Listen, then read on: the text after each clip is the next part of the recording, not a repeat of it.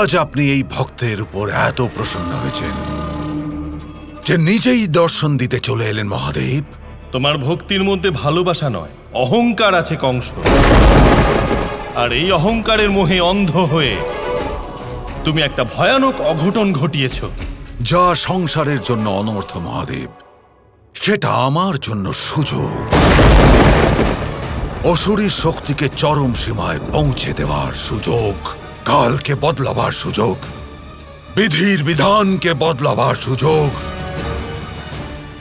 আমার কালকে বিনাশ করা স্বর্ণ সুযোগ। এবার এই প্রেম রোগ ওই কৃষ্ণের বিনাশ করবে মহাদেব। না কংস, তোমার বিনাশ ডেকে আনবে কৃষ্ণের এই প্রেম যোগ। এই অঘটন তুমি সংসারের জন্য নয়, স্বয়ং নিজের স্বার্থে ঘটিয়েছ।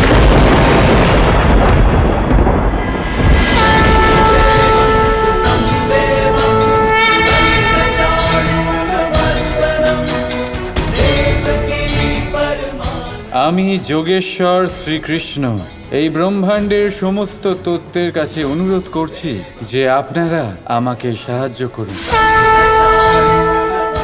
দেবী রাধার মানব রূপে আবির্ভূত হওয়া সমস্ত বিকার নষ্ট করার জন্য।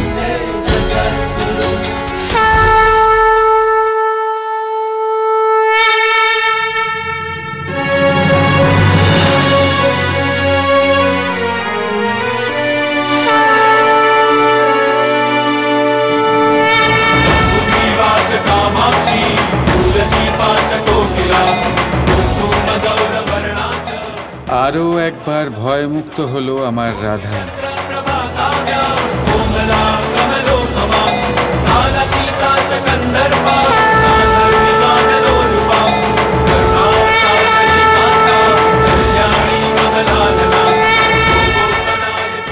আরও একবার মোহমুক্ত হলো আমার রাধা।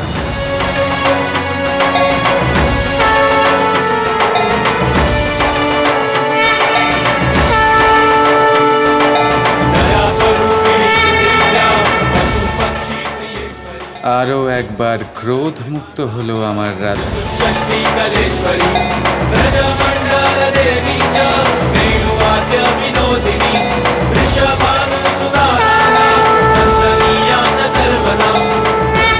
হিংসা মুক্ত হলো আমার রাধা।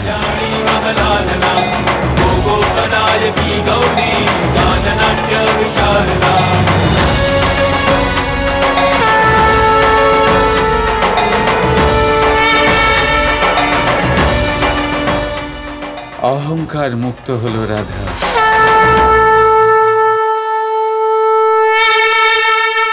যার নামই হলো মুক্তির দ্বার, যার অস্তিত্ব শুধুমাত্র মৃত্যুলোক অবধি সীমিত নয়, বরং অনন্ত, অপার। আমি সেই প্রেমের দেবী রাধাকে আহ্বান জানাচ্ছি।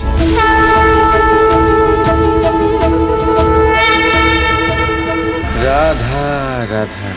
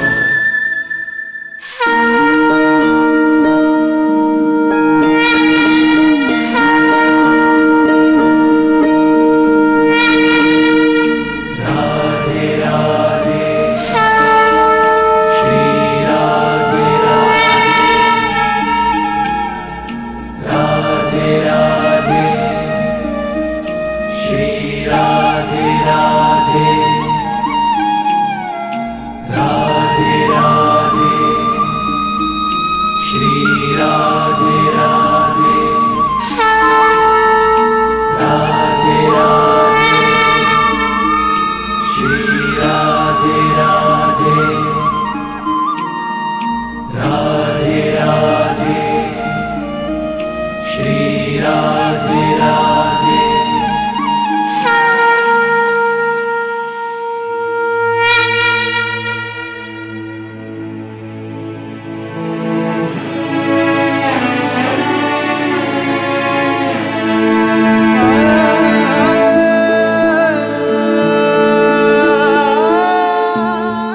প্রণাম দেবী রাধা।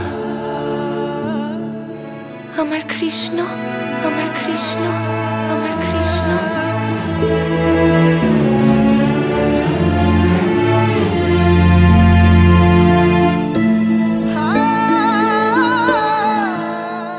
আমার গোলকের কথা ভীষণ মনে পড়ে। অনেক স্মৃতি ওখানে, যা আজও আমাকে মনুষ্য রূপে ধরা দেয় আর দুঃখী করে।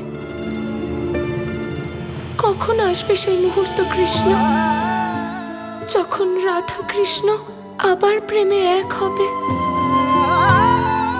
অনন্তকালের জন্য? সাপের প্রভাব এখনো বাকি আছে দেবী রাধা। আমাদের মহামিলনে আরো কিছুক্ষণ বাকি আছে। এই সংসার থেকে প্রেম নষ্ট হয়ে যাচ্ছে দেবী রাধা। এখন আপনাকে নিজের শক্তি দিয়ে তা আবার স্থাপন করতেই হবে। সংসারকে এই প্রলয়ের থেকে আপনাকেই বাঁচাতে হবে। তার জন্য প্রেম আর আমার অস্তিত্বকে এক করতে হবে।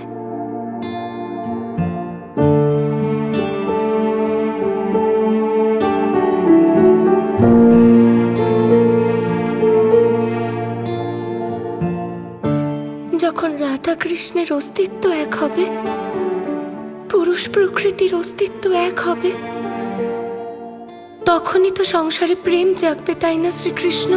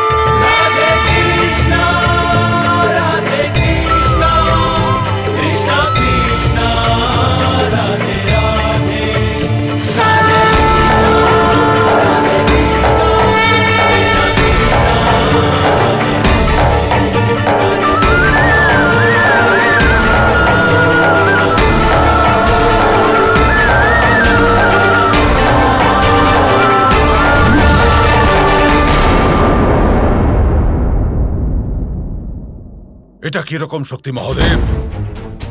কি সব? শুধু একজন মূর্খই এটা ভাবতে পারে কংস, যে সে নিজে বিধির বিধান খণ্ডন করতে পারবে, প্রেমের বিনাশ করতে পারবে। মহাদেব, প্রেমের বিনাশ তো হয়ে গেছে। দেখুন এই বৃক্ষকে, এই বৃক্ষ তো মরে গেছে মহাদেব, মরে গেছে এই বৃক্ষ। নিঃসন্দেহে এই বৃক্ষ মরে গেছে, কিন্তু প্রেমের একটা অঙ্কুর এখনো আছে।